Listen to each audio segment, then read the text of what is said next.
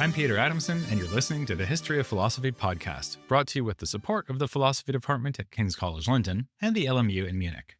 Online at historyofphilosophy.net. Today's episode, What He Should Have Said, the Early Cartesians. What should Descartes have told Elizabeth when she pressed him to explain the interaction of mind and body? Well, we've already seen one suggestion from modern-day Descartes scholar Dan Garber.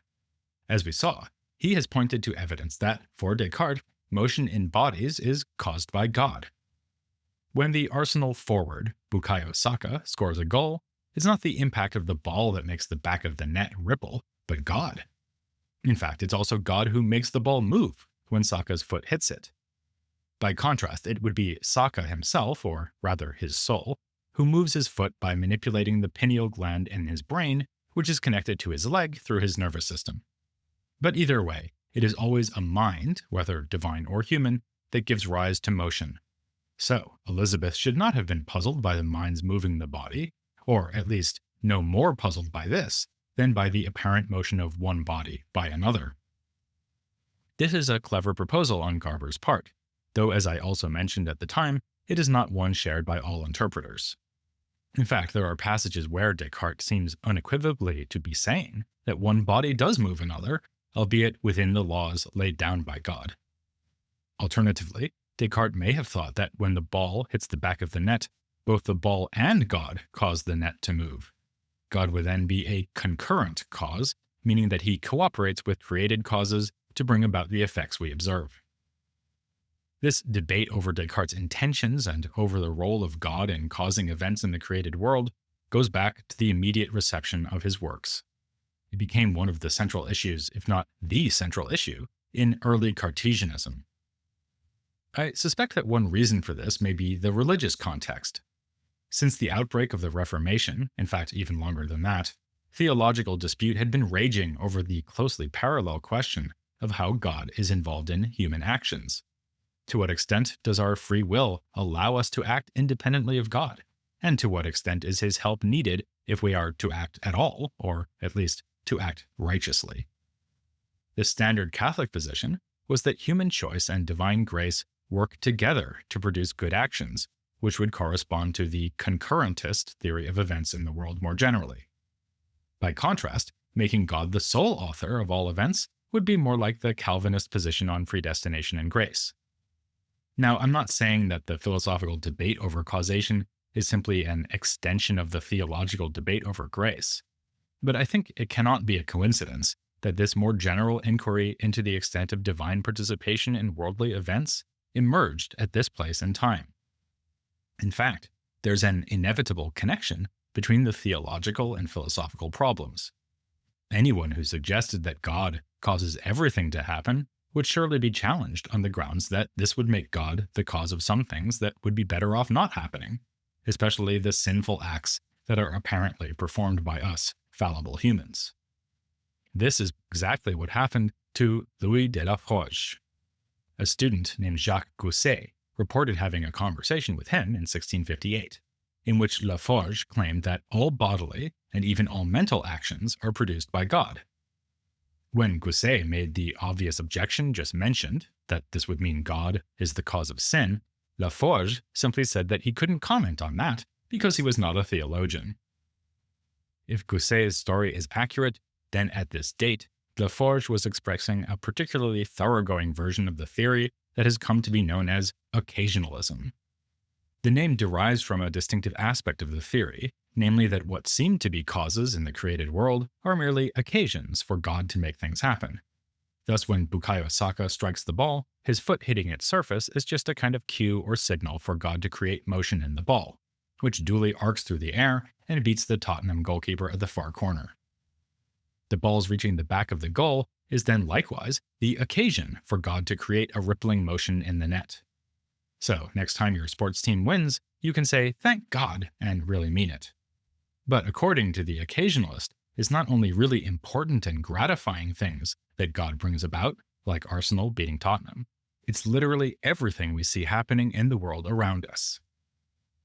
Occasionalism is a position most commonly associated with Nicolas Malebranche, but it seems to have emerged first among thinkers who were closer to Descartes and responsible for disseminating his ideas.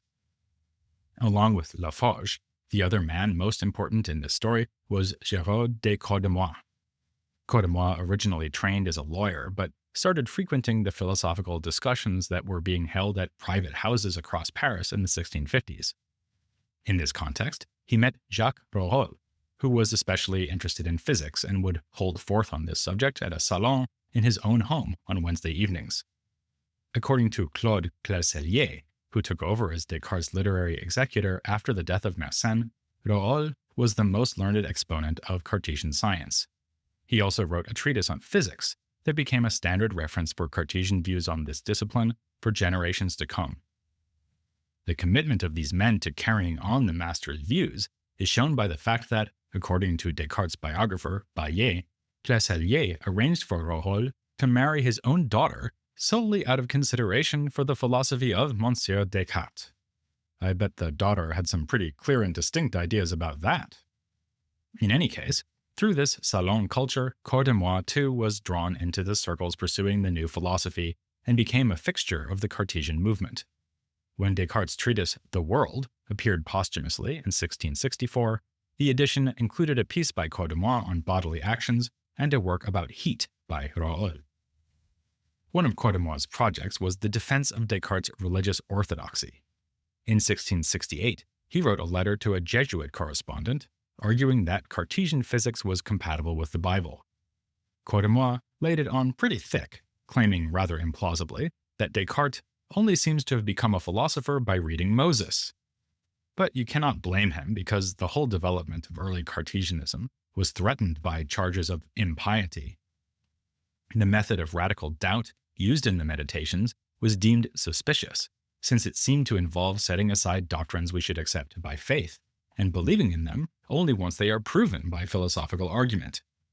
That's a pretty risky strategy from a religious point of view, especially given that Descartes' arguments seemed open to objections at many points.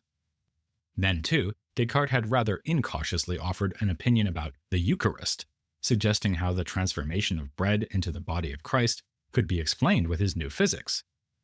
Since Christ's body, like any body, is mere extension, it could simply exist underneath incidental properties or modes that make it look and taste like bread. As Antoine Arnaud commented, this was contrary to all that has been taught in the Church for 600 years. When yet another Cartesian, Robert Descartes, wrote in favor of Descartes' account, it provoked the Archbishop of Paris to lay down a ban on teaching Cartesian ideas. When that happened in 1671, it was only the latest in a series of attempts to restrict the spread of Cartesianism, for instance an earlier prohibition laid down by the Vatican in 1663.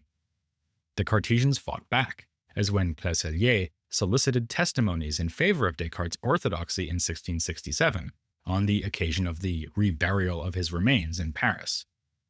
This was not the public relations success Clercellier had in mind. The Chancellor of the University of Paris was invited to speak, but then forbidden to do so because Descartes was such a controversial figure. Such concerns would continue to appear. In 1682, one critic said bitterly that Descartes' philosophy was appealing because it was much easier than Aristotelianism, but it completely destroys ordinary philosophy and undermines Catholic doctrine.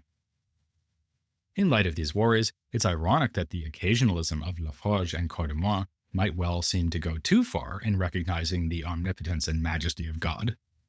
But the rationale they offered was not theological or biblical. Rather, they were led to their conclusions by the principles of the Cartesian system.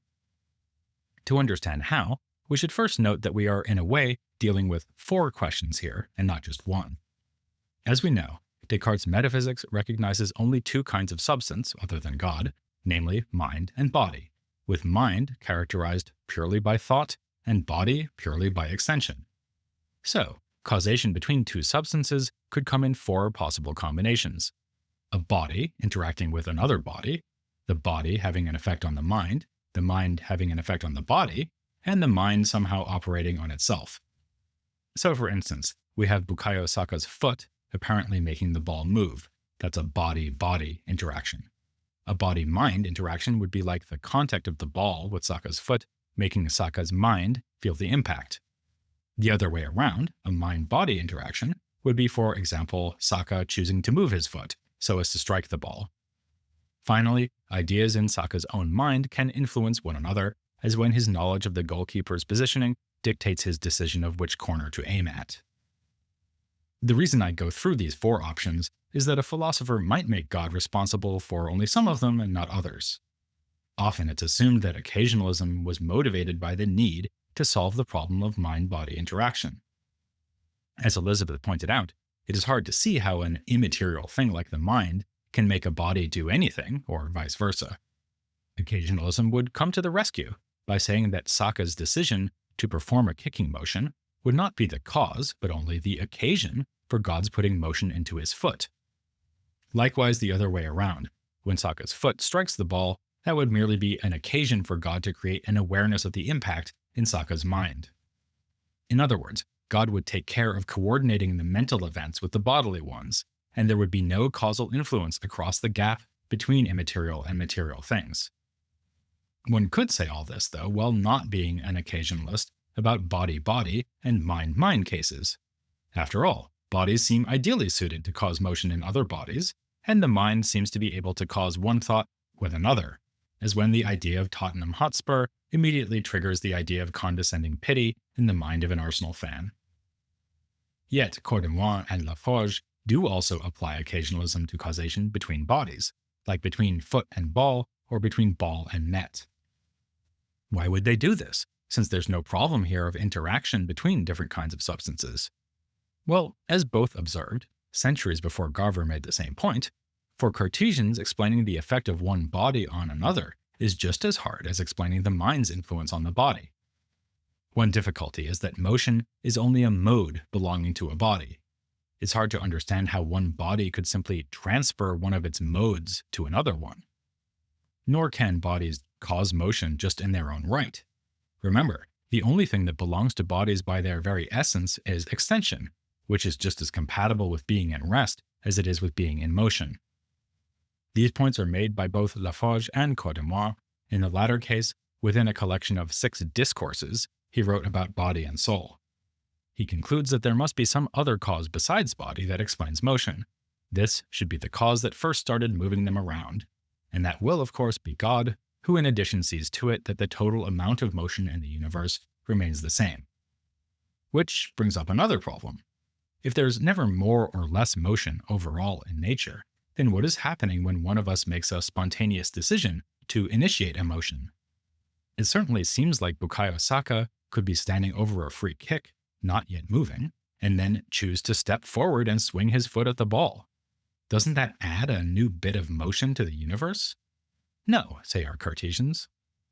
And Laforge explains that the human mind never creates motions in bodies, but only redirects motions that already exist, especially by steering the animal spirits first one way and then another using the pineal gland. But of course, the human decision is not really the cause of the motion anyway. It's only the occasion for God to do the real causing. As for the mind's influence on itself, it seems that here Cordemoy changed his own mind. He had first made this an exception to his general occasionalism, perhaps to preserve human free will. But eventually, he comes around to saying, without further argument, that mental events are caused by God too. As for Laforge, he supposedly adopted this more radical view in that conversation reported by Gousset, but in his written works, he allows for the human mind to exert causation on itself. So this would constitute an exception to his more generally occasionalist theory. I keep referring to Cordemoy and Laforge as Cartesians, and they would appreciate my doing so. Laforge says that he always argues according to the principles of Descartes without straying from his views, and that where he might seem to be disagreeing with the master, he's actually just correcting inconsistencies. It is almost, he says, through Descartes' own doctrine that one corrects his faults. These thinkers were, in other words, only willing to diverge from Descartes in order to tell us what he should have said. But that could mean coming into flagrant contradiction with what Descartes in fact said. You'd be hard-pressed to find the faithful Laforge doing that, but Cordemoy openly defended a position that had been explicitly rejected by Descartes: atomism. Again, the definition of body is relevant here. As I keep saying, its only essential feature is extension, and every extension is infinitely divisible. Therefore, Descartes argued, bodies are not made up of atoms, that is, smallest indivisible parts. In his 6 discourses, Cordemoy makes so bold as to disagree, and on what he sees as good Cartesian grounds. If bodies are really substances, then they cannot depend on anything else, not even on their own parts. And if what is essential to them is their extension, they must have that extension whenever they exist. Thus, Cordemoy writes, one and the same substance, considered in itself, cannot be divided.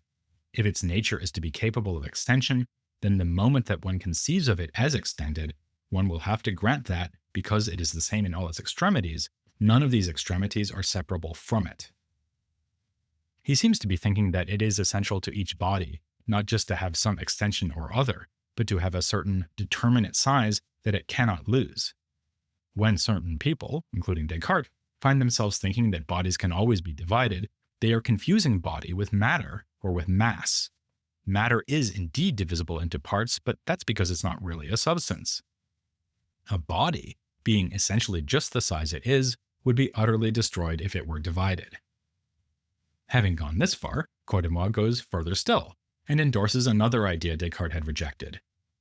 Where there is no atomic body, there's just empty space or void. If you pack bodies as tightly together as possible, then there will be gaps or pores between them. More faithful Cartesians would reply that there could be bodies in these tiny gaps, to which Cordemoy says, yes, quite, but that doesn't mean there has to be anything there. For example, if the space inside a vessel were emptied, that would not automatically mean that the sides of the vessel would collapse in on themselves to prevent any void from forming. Furthermore, certain observations support the postulation of void. How else can light pass through transparent bodies, like glass and water? And aren't the various states of water, from frozen to liquid to boiling, best explained by appealing to different ratios of void to the particles in the volume of water? How can Bukayo Saka wriggle even through the tightest defensive back line? Despite these appeals to empirical evidence, it should be noted that Cordemoy's arguments are really metaphysical in nature. His atomism is based fundamentally on the Cartesian definitions of body and substance, not on the impossibility of explaining scientific phenomena without postulating atoms and void. Other Cartesians, like Pierre-Sylvain Régis and the aforementioned Robert Descartes, were appalled. They accused Cordemoy of giving aid and comfort to the enemy, meaning Pierre Gassendi and his supporters. We haven't gotten to Gassendi quite yet, but when we do, we'll see that he endorsed a version of atomism that found a number of adherents, forming something of an opposition party to the Cartesians amongst self-styled proponents of the new science. Descartes thought the stakes were momentous, writing that Cordemoy's atomism takes away one of the strongest supports from the true philosophy and strengthens notably the side of Monsieur Gassendi, which has already only too much the appearance of supporting itself, and of overcoming that of Descartes, though his may be the only philosophy from which the world can receive a general reformation. While it was an exaggeration to say that Cartesianism might reform the whole world, it was doing pretty well, at least in Europe. Apart from France, the biggest impact was felt in the Netherlands, which makes sense because Descartes has spent so much time there. Cartesians became especially dominant at the University of Leiden, though not without stiff opposition. In 1647, a public disputation about Descartes' ideas ended in shouting and fistfights. The spokesman for Cartesianism on that occasion was Johannes de Rey, who had studied with Descartes' sometimes wayward ally Regius, and also with Adriaan Heereboord. Upon his inauguration as professor of theology, Heereboord had promised to free philosophy from the moribund doctrines of the scholastics. He duly criticized Aristotelianism in his teaching, albeit without being so impolitic as to mention Descartes by name as a rival authority. The inspiration was clear, though. Among his Cartesian proposals were an identification of matter with quantity or extension, a corpuscular analysis of light, and the advice to base metaphysics on clear and distinct ideas, since these can never be false. His student, de Rey, took a somewhat more cautious approach, arguing that Aristotle and Descartes could be reconciled on many issues. Where the two did disagree, though, Descartes was to be preferred. For instance, Unlike Aristotle, he had shown how to prove the immortality of the soul, a point often made by partisans of Descartes seeking to establish his religious orthodoxy.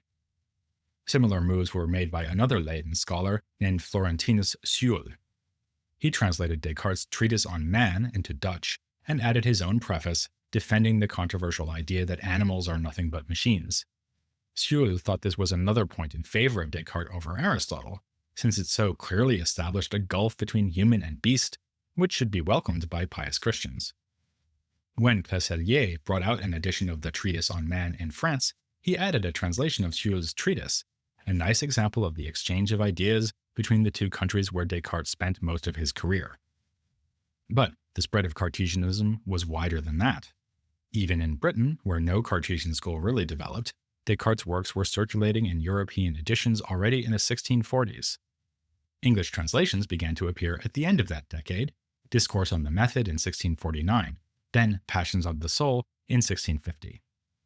Perhaps the closest to an English disciple would be Antoine Legrand, who wrote summaries of Descartes' ideas, but more original thinkers like Kenelm Digby, Henry Moore, and Isaac Newton all engaged with Cartesian philosophy too. Meanwhile, over in Germany, an early Cartesian named Johann Clauberg was adopting a strategy not unlike that of presenting Descartes' ideas in a less provocative form that might be compatible with more traditional doctrines. For instance, he accepted the Aristotelian idea of prime matter as underlying corporeal extension. The observable properties of bodies could be explained simply as the results of the way that God arranges the extensions. Similarly, when Clauberg encouraged the method of radical doubt, he made the significant exception that religious beliefs should not be suspended. These olive branches held out to the scholastics should not conceal his allegiances. He wrote a defense of Descartes in 1652, and then filled a gap in Descartes' system by writing a work specifically dedicated to logic, based on Cartesian principles. This anticipates the project of a well-known text that came a decade later, the Port-Royal logic, which we'll cover in a future episode. Most likely you haven't heard of the Port-Royal logic either, but take my word for it, it's more famous than Cordemoy, Laforge, Descartes, Heerebout, Deret, and Clauberg. Their names are now known only to specialists. But at the time, men like these helped establish Descartes as a philosopher to be reckoned with. And not only men, by the way. We already know about the support and patronage that Princess Elizabeth and Queen Christina offered to Descartes. Other aristocratic women were then involved in the intellectual culture of Paris, where Descartes' ideas were so fervently discussed. One of them was Madame de Bonneval, host of a regular salon that attracted Cordemoy, among others. One witness said of her, "No one ever understood Descartes with more facility than this illustrious woman." What was the effect of all these engagements with his ideas, across both national borders and even gender lines? Well, it would be misleading to describe such renowned figures as Malebranche, Spinoza, and Leibniz as Cartesians, but still, all of them do need to be understood as reacting to the Cartesian movement. What kind of movement was this, though? After all, we've seen many differences between our protagonists. Some so-called Cartesians rejected occasionalism entirely, some adopted it for only certain kinds of apparent causation, and some applied it across the board. We find Cartesians squabbling over atomism, both dismissing Aristotelianism and trying to reconcile it with the new philosophy. Are there any core ideas shared by all Descartes' followers? According to one leading expert, the answer is yes. Stephen Madler's recent book on Laforge identifies three doctrines as definitive and non-negotiable. First, a metaphysics that recognizes only two kinds of substance, which are endowed with essential attributes and non-essential modes. Second, the substance that is body is understood as extension, yielding a mechanistic approach to physics. Third, the other substance, mind, has two aspects, intellect and will, and has access to clear and distinct ideas that can be used as the basis for the rest of philosophy. If you accept all these things, then you just might be a Cartesian too. More likely, you're not ready to become a card-carrying member just yet, but you should reserve judgment, since we have yet to explore some of the developments associated with Cartesianism around the middle of the 17th century. This movement was intimately involved in the sciences, and especially medicine, which is hardly surprising given Descartes' own interest in that discipline. Then there's something suggested by the aforementioned involvement of women in Cartesian philosophy. The fact that the relevant works often circulated in vernacular languages, and not just in Latin, was a help here, as was the open discussion of Cartesianism in the salons of Paris. Then, too, there was a philosophical reason for women intellectuals to embrace the movement. Suppose each of us is really a disembodied mind, and suppose that the difference between men and women has to do with the body and not the mind.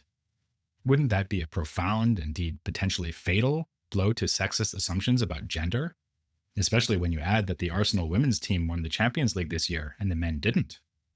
So let your daughters marry whoever they want, and join me for Cartesianism and the early modern gender debate next time here on The History of Philosophy, without any gaps.